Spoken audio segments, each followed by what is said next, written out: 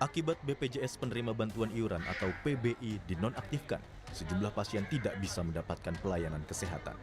Sebelumnya, Meni, pasien penerima bantuan iuran atau PBI jaminan kesehatan, terpaksa pulang kembali ke rumah dan tidak bisa berobat di rumah sakit umum daerah karena BPJS PBI miliknya dinonaktifkan. Maeni mengaku tidak tahu jika BPJS PBI sudah dinonaktifkan sehingga tidak lagi bisa menerima jaminan kesehatan. Maeni pun harus menunggu waktu agar BPJS PBI miliknya bisa diaktifkan kembali.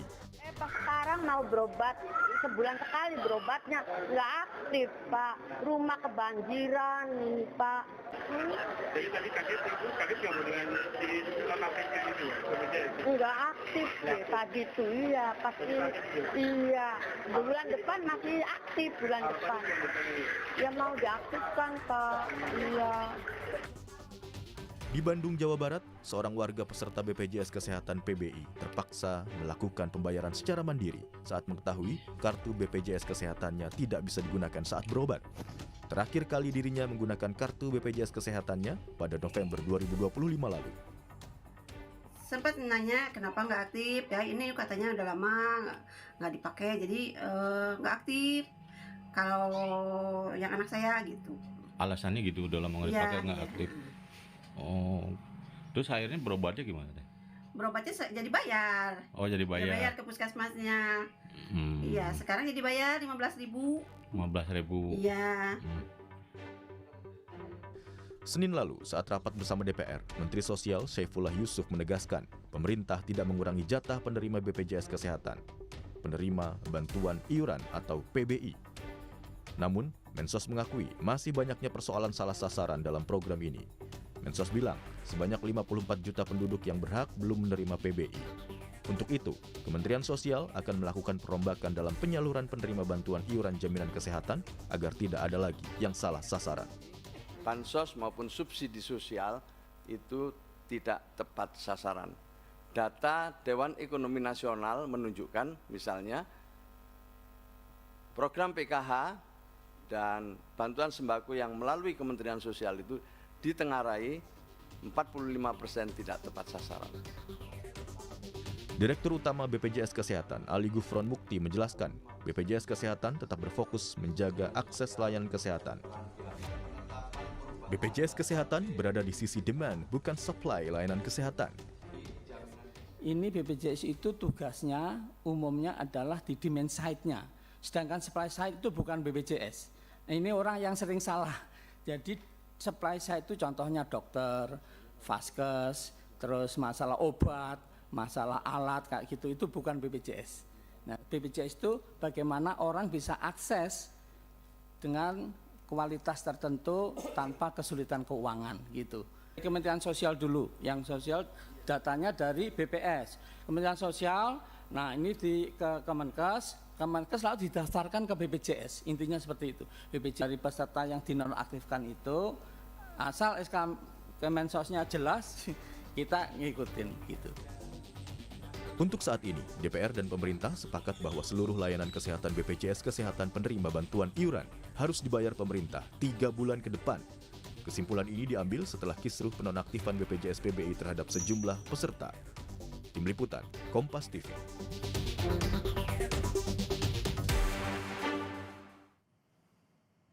Akibat BPJS penerima bantuan iuran atau PBI dinonaktifkan, sejumlah pasien tidak bisa mendapat layanan kesehatan. Bahkan ada yang harus membayar secara mandiri agar tetap bisa berobat. Lalu bagaimana solusi ke depan agar masalah serupa tidak terulang? Kami akan diskusikan ini bersama dengan para narasumber. Bergabung lewat sambungan dalam jaringan ada anggota Komisi 9 DPR RI fraksi PDI Perjuangan Edi Wuryanto dan Ketua Forum Berdaya Konsumen Indonesia Tulus Abadi. Selamat pagi semuanya. Apa kabar dengan Tifal di sini? Selamat pagi Mas Tifal. Terima kasih semua sudah bergabung bersama kami.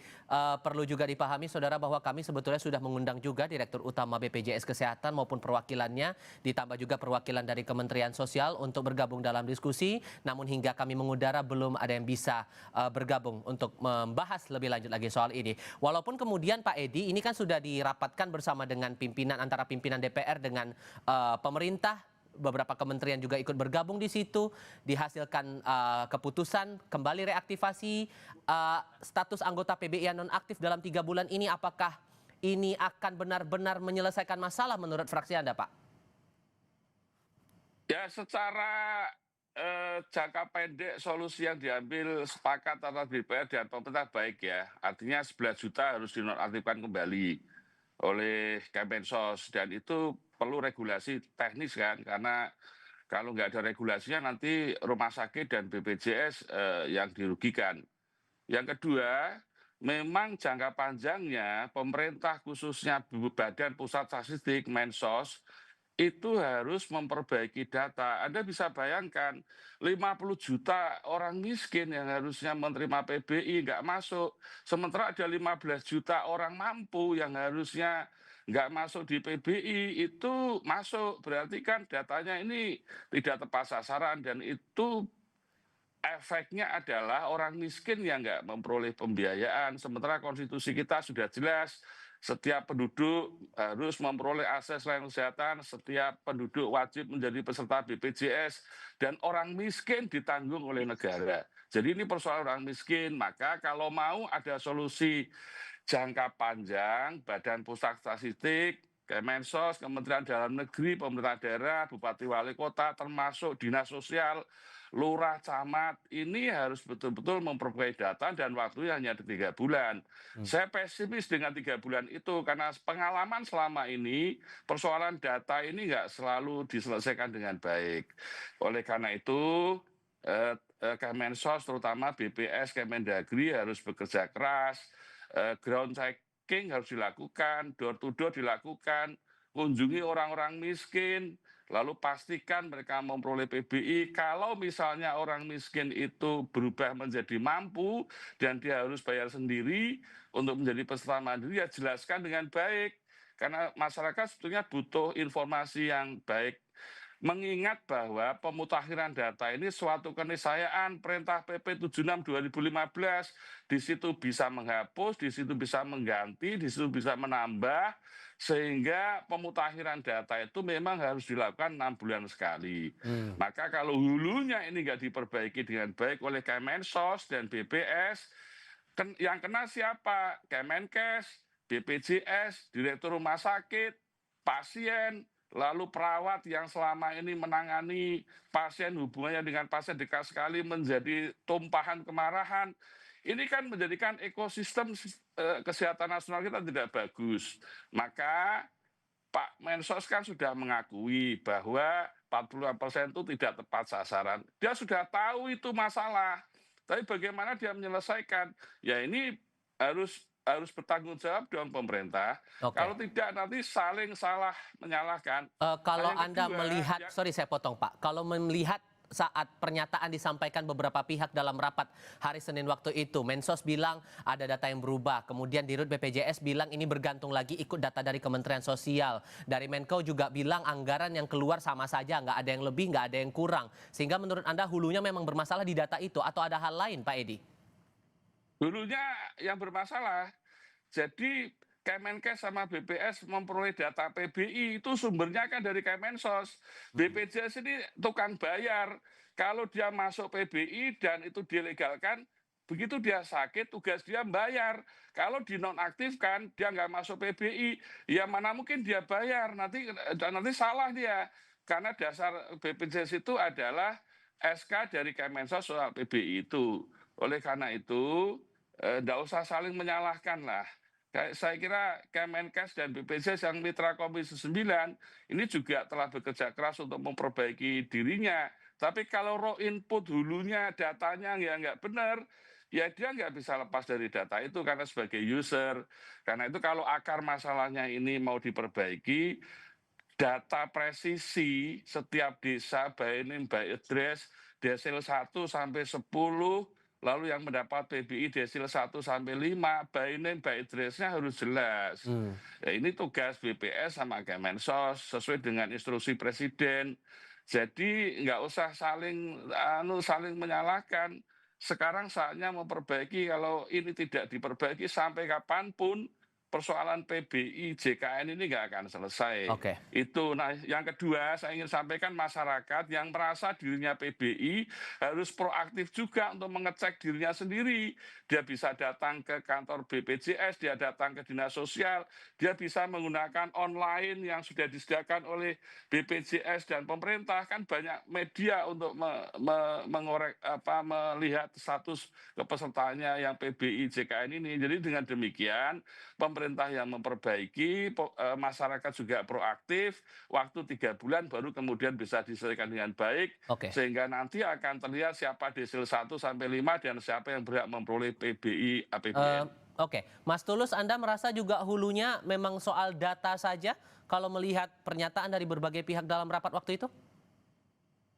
Ya, pertama saya prihatin dulu karena di negara yang Pancasilais ternyata ada masyarakat yang terlantar tidak diobati hanya karena faktor administrasi dan tata kelola. Ini sangat menyedihkan ya. Oleh karena itu dari kasus yang terjadi dan kemudian respon cepat dari pemerintah dan DPR kemarin yang kemudian memberikan solusi 3 bulan ke depan akan dicairkan gitu ya. Tetap ini saya kira satu hal yang positif yang kita apresiasi, tetapi jangan sampai ini menjadi solusi temporer. Jangan sampai ini menjadi solusi instan. Ya, bahwa saya sepakat dengan Pak Edi, ada persoalan data dari sisi hulu, ini penting, tetapi saya kira yang juga harus disorot adalah masalah tata kelola. Bagaimana pemerintah dan pihak-pihak terkait dalam menentukan kualifikasi siapa sebenarnya yang layak mendapatkan PBI. Ya, ini yang menurut saya masih harus dituntaskan. Misalnya ya, ada indikator yang menurut saya juga bagus, orang yang dengan indikator medis kronis itu mestinya dimasukkan dalam penerima PBI. Karena dengan kondisi ekonomi makro yang saat ini menurut saya belum baik-baik saja, kemudian ada 11 juta orang yang mengalami peningkatan ekonomi, saya masih ragu ya kalau kemudian orang tersebut 11 juta itu dikeluarkan dari status PBI karena kemudian mengalami peningkatan ekonomi. Bahwa selama ini ada data yang tidak tepat, ya menurut saya itu memang faktualnya seperti itu. Kedua, kalau seseorang akan didiskualifikasi dari PBI, status PBI-nya, ya tidak cukup hanya informasi secara instan, tapi mestinya ada grace period, ada masa tenggang. Ya, si konsumen, si pasien itu diajak bicara, sebulan sebelumnya dikasih tahu, bahwa kamu akan dinonaktifkan. Nah, dalam situasi seperti itu kan ada ruang diskusi, ada ruang debat, apakah memang dia memang layak dikeluarkan atau sebaliknya. Karena di lapangan yang saya baca di medsos, banyak masyarakat yang juga merasa aneh. Karena apa? Karena dirinya dikasih kualifikasi PBI, padahal dia merasa mampu. Nah, ini kan juga kesalahan-kesalahan yang selama ini tidak dilakukan dengan baik dalam konteks menentukan kualifikasi dan tata kelolanya.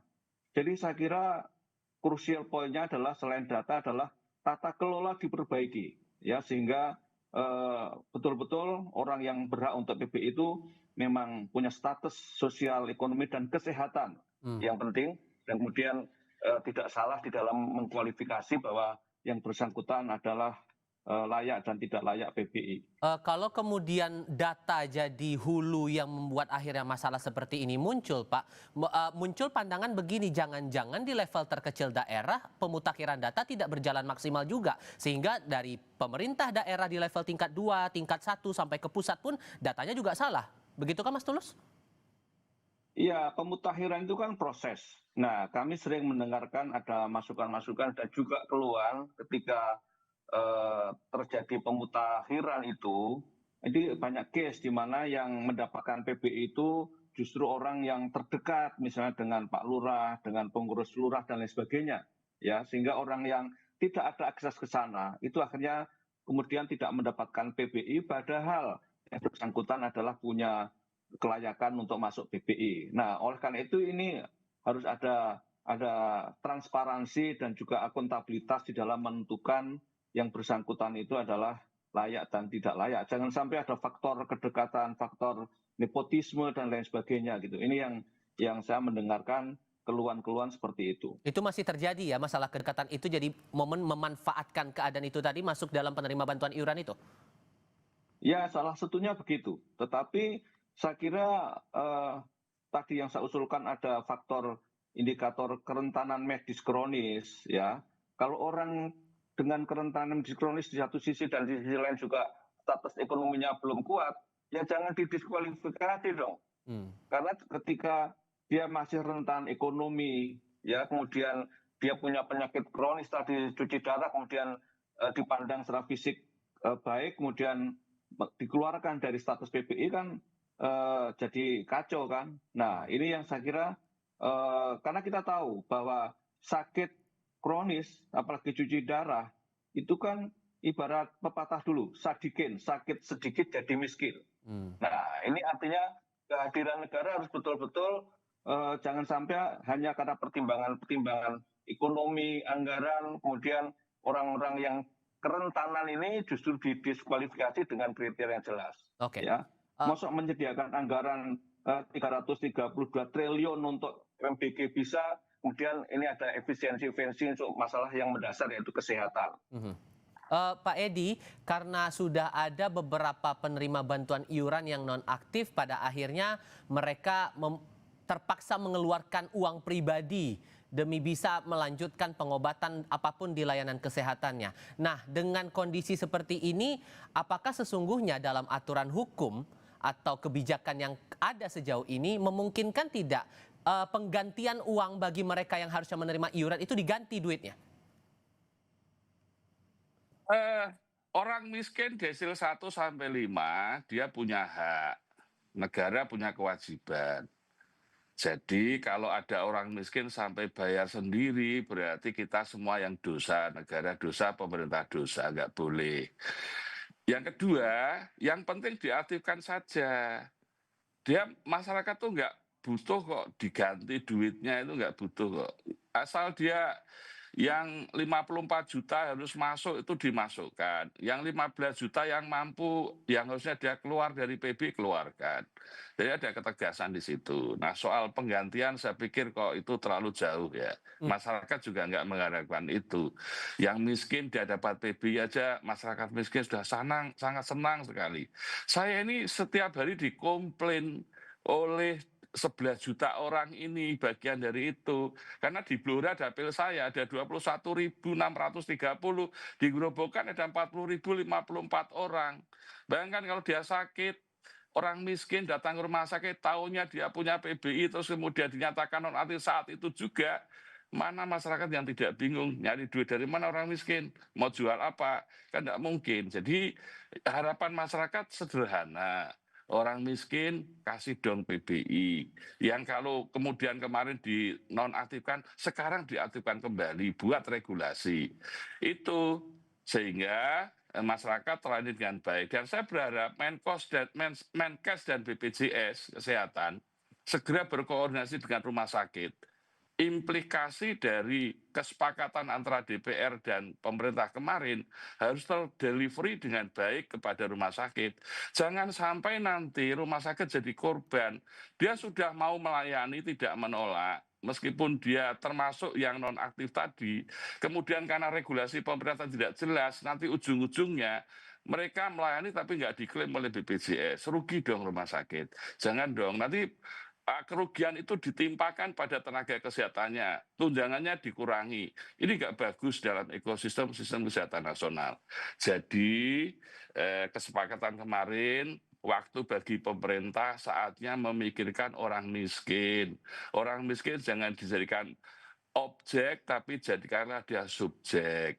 Itu yang penting, menghargai orang miskin karena negara ini mereka sudah bayar pajak dan hak mereka memperoleh PBI, kembalikan hak itu secara manusiawi dan terhormat. Sehingga menurut Anda Pak Edi, kalaupun kemudian ada penggantian rugi seharusnya proaktif ya dari Pemdanya begitu kepada mereka yang harusnya penerima bantuan iuran itu? Ya itu baik kalau pemerintah mau mengganti ya. Tapi secara teknis sangat sulit itu, secara teknis sangat sulit itu. Tapi kalau pemerintah mau membantu itu ya bagus sekali dan mereka harus proaktif. Tapi saya tertarik dengan Mas Tulus tadi bahwa memang harus ada komunikasi dengan masyarakat. Berarti kan ground checking atau door to door atau pintu ke pintu dilakukan. Jadi gini loh, menentukan orang miskin desil 1 sampai 10 itu sekarang kan menjadi kewenangan BPS. BPS ini harus kita perkuat. Dia harus punya instrumen yang valid dan reliable.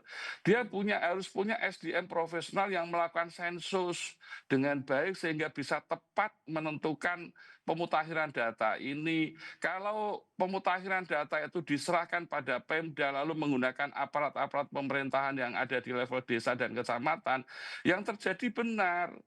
Dia nggak bisa menggunakan instrumen, akhirnya koleganya, temannya, saudaranya, meskipun dia mampu dimasukkan. Ini sumber bencana bagi orang miskin.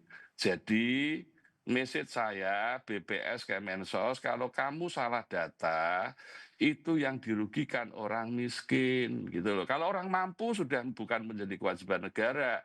Dia yang justru kita paksa menjadi peserta BPJS karena memang sifatnya wajib. Itu penting. Oke. Saya ingin menanggapi. Oke, silakan Mas Tulus, silakan.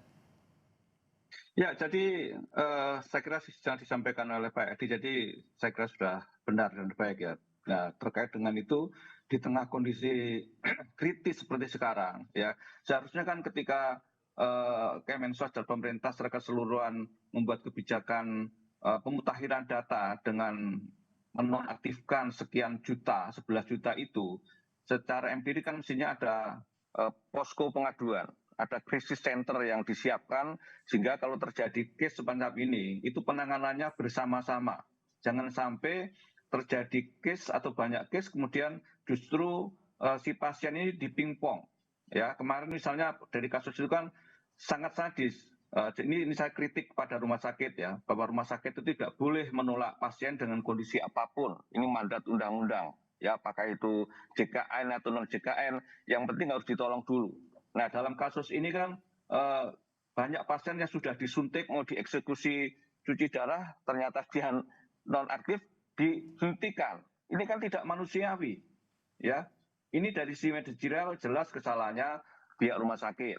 Nah, tetapi dengan 11 juta yang dinonaktifkan, harusnya kan ada posko bersama untuk penanganan pengaduan yang muncul. Mosok kalah sama lembaga konsumen yang membuka posko pengaduan. Dalam arti jangan sampai begini. Dalam kasus yang kemarin kan si pasien dinonaktifkan, kemudian ke rumah sakit, sama rumah sakit disuruh ke BPJS. Dari BPJS disuruh ke Kemensos atau Dinsos. Dari Dinsos nanti disuruh ke rumah sakit lagi. Ini macam apa gitu. Artinya dengan kondisi itu kan harus ada penyelesaian yang sifatnya tuntas, tunggal, dan kemudian masyarakat yang sedang sakit itu tidak dipingpong. Ingat ya, masyarakat yang sedang sakit, konsumen yang sedang sakit, itu kondisi psikologisnya kan tertekan, asimetri informasi dan segala macam masih dibebani dengan kasus-kasus seperti ini. Ini tidak manusiawi. Nah, kalau kemudian kembali ke pertanyaan yang sama seperti saya berikan ke Pak Edi, Mas Tulus, memungkinkan tidak ruang untuk penggantian uang buat mereka? Karena logikanya gini, mereka yang harusnya terima bantuan iuran dengan alasan mereka terdesak ekonomi, malah terpaksa keluar uang, sementara untuk bertahan hidup saja mereka kesusahan. Ya, itu sangat mungkin dan harus dilakukan. Ya, karena ada kesalahan fatal tata kelola yang kemudian dengan pembelajaran yang tadi harusnya justru tadi yang saya katakan dengan buka posko pengaduan, maka salah satu cara tadi agar yang sudah membayar dan sudah kadung bayar harus dibalikin ya, karena itu adalah kesalahan bukan kepada si pasien gitu. Justru ini yang saya kira dengan ini masyarakat bisa berbondong-bondong ke posko yang disediakan oleh BPJS atau yang lainnya sehingga penyelesaian itu sifatnya komprehensif, ya bukan dipingpong. Oke, masalah komunikasi antara BPJS dengan Pemda juga ini menarik dicermati. Menurut Anda Pak Edi, sejauh mana perbaikan komunikasi dua lembaga ini harus dilakukan agar masalah penerima bantuan iuran ini nggak lagi ada drama masalah tidak tepat sasaran, salah alamat dan yang lain-lain? Ya, selalu koordinasi antara pemerintah pusat dan pemerintah daerah yang bermasalah. Karena apapun menyelesaikan data ini, keterlibatan pemerintah daerah sangat penting. Dan itu di bawah koordinasi Mendagri. Sehingga tadi di awal sudah saya sampaikan, kalau mau data presisi ini sistemnya baik, maka Badan Pusat Statistik yang memperoleh instruksi Presiden harus dikuati. Kedua, Kemensos. Ketiga, Kemendagri. Kemendagri menggerakkan seluruh bupati, wali kota, camat, sampai level lurah desa. Ini koordinasi ini menjadi kunci. Nah, negara ini lemahnya kalau suruh sinkronisasi, harmonisasi, koordinasi itu lemah. Yang ada nanti saling menyalahkan. Ini saya kira Pak Presiden atau Menko punya kesempatan 3 bulan untuk memperbaiki data ini. Kalau tidak, ada Undang-Undang Dasar 1945 yang dilanggar, hak orang miskin, ada prinsip-prinsip kemanusiaan yang dilanggar, orang yang harusnya bisa diselamatkan hidupnya menjadi tidak bisa gara-gara ini. Nah, ini saya kira message penting untuk pemerintah. Kalau BPJS Watch bilang kalau urusan ini yang jadi leading sektor adalah Kementerian Sosial karena hulunya ya data itu tadi. Anda sepakat soal itu, Pak Edi? Oh ya, jadi memang ini Kemensos. Dulu kan Kemensos punya data namanya DTKS. Nah, sekarang digeser ke DTSEN agar datanya tunggal. Nah, Kemensos ini instrumen yang dipakai adalah Badan Pusat Statistik. Jadi memang ini wilayah Kemensos dan BPS. Soal kerjasamanya dengan Kemendagri itu kan soal lapangan. Tapi siapa yang paling bertanggung jawab? Ya Kemensos dan BPS dong. Sesuai dengan instruksi Presiden. Oke. Anda sepakat juga, Mas Tulus, bahwa ini leading sektornya Kemensos karena memikirkan bahwa koordinasi lintas kementerian lembaga saja masih ada, bisa dibahasakan, masih ada ego sektoral, bahkan ke Pemda pun ternyata sinkronisasinya belum berjalan maksimal, merujuk dari kasus ini. Ya, tentu saja kalau pada konteks sosial ekonomi memang kewenangannya Kemensos, tapi kan BPJS Kesehatan juga tidak bisa melempar itu semata-mata karena urusan Kemensos. Makanya tadi saya usulkan ada indikator medis kronis, itu kan yang punya data adalah BPJS Kesehatan. Nah, kalau itu diharmonisasikan antara aspek sosial ekonomi dan indikator medis kronis kan ketemu, sehingga tidak ada orang yang kemudian dinyatakan tidak mampu, ya ternyata memang dia mampu, dan terbalik bahwa kemudian banyak orang yang miskin dinyatakan ternyata dia tidak miskin gitu. Nah, ini yang tadi saya katakan, jangan sampai ini saling lempar sehingga tidak ada sinergi yang komprehensif antar BPJS Kesehatan, Kemensos, Kemenkes dan lain sebagainya. Ya, jangan sampai masyarakat menjadi korban karena masalah tata kelola. Jadi menurut saya bukan hanya soal datanya saja, tapi bagaimana perbaikan tata kelola di dalam menentukan kualifikasi bahwa seseorang itu PBI atau tidak PBI. Bahkan kalau perlu, yang sering saya usulkan juga, kelas mandiri kelas 3, itu juga kerentanan ekonomi, ya. Mandiri kelas 3, sehingga pada titik tertentu mandiri kelas 3 itu juga harus dikeluarkan menjadi anggota PBI, karena banyak yang nunggak, ya kan. Mayoritas kan yang mandiri kelas 3 ini menunggak. Dan ini kan paradok kasus di lapangan ini. Di satu sisi banyak orang yang didiskualifikasi dari PBI, tapi di sisi lain pemerintah menggratiskan atau membebaskan atau memutihkan sekian juta anggota PBI mandiri yang menunggak. Nah, menunggaknya apa? Ya karena masalah sosial ekonomi juga. Ya, kelas mandiri kelas 3 ini juga rentan ekonomi yang pada titik tertentu ini juga bisa digeser menjadi anggota PBI gitu. Oke. Ekspektasi Oke, Mas Edi silakan. Mas Tifal, yang disampaikan Mas Tulus tadi benar. Kalau data desil 1 ya sekitar 23,36 juta lah. Lalu rentan miskin desil 4 67,69 juta lah. Jadi total ada 91,05 juta ya. Itu PBI APBN kan sudah ditetapkan 96,8. Masih ada sisa. Yang jadi persoalan kan yang pas-pasan, yang desil 5, itu 10% dari jumlah penduduk, sekitar 28 juta lah, kalau saya total 120 juta lah. Jadi menurut saya duitnya ada, Mas, tidak usah khawatir, APB-nya ada dan jumlah orang miskin juga klop gitu loh. Jadi ini hanya soal tata kelola. Maka ini fokus kita hari ini memperbaikan tata kelola dan kualifikasi tadi kan. Nah, yang kedua yang disampaikan Mas Tulus tadi sudah diatur dalam Perpres 82 2018 bahwa pasien JKN dibiayai berdasarkan indikasi medis. Termasuk di dalamnya penyakit kronis, ada hemodialisis, ada kemoterapi, ada talasemia, ada leukemia, dan lain-lain. Itu sudah ada aturannya. Jadi kalau orang miskin masuk PBI sampai saat ini, dia mau cuci darah berapa kali pun, itu dibayar oleh BPJS.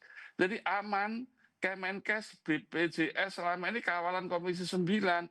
Tapi kalau tidak masuk PBI, maka dia mesti bayar. Ini administratif. Karena itu perintah dari kesepakatan kemarin, BPJS diminta berkomunikasi, melakukan notifikasi kepada masyarakat yang dinonaktifkan. Ini penting message-nya, karena data ini yang pegang dua, data hulunya Kemensos, data hilirnya BPJS. Maka perubahan data itu yang tahu ya ada di Kemensos dan ada di BPJS. Kedua-duanya saling memberikan informasi kepada masyarakat. Itu yang penting. Oke. Masyarakat orang miskin itu butuhnya itu kok. Mas Tulus, terakhir ekspektasi Anda setelah 3 bulan nanti, ini kan 3 bulan reaktivasi mereka yang non-aktif, setelah itu ekspektasi Anda apa yang ada hal baru, apa yang harusnya bisa ditunjukkan oleh otoritas terkait untuk program PBI ini? Ini jangan hanya menjadi solusi yang instan, solusi yang temporer, ya.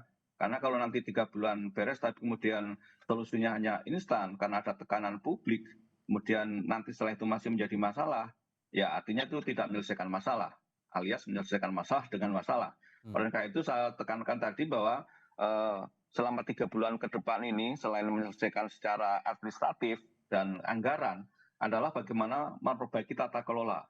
Sehingga dalam proses pemutakhiran data ke depan tidak terjadi salah tebang. Ya. Jangan sampai ada orang meninggal karena negara tidak mengakomodir dan masalah administratif saja. Gitu. Jadi fokus tadi saya katakan tata kelolanya harus betul-betul diperbaiki dan kemudian masyarakat menerima haknya sesuai dengan kapasitas ekonomi dan kesehatan mereka. Tadi saya katakan jangan sampai ada sadikin di antara kita. Oke, baik Mas Tulus Abadi, terima kasih. Pak Edi Wuranto juga terima kasih sudah mau berdiskusi bersama kami pagi ini. Sehat selalu semuanya, selamat pagi.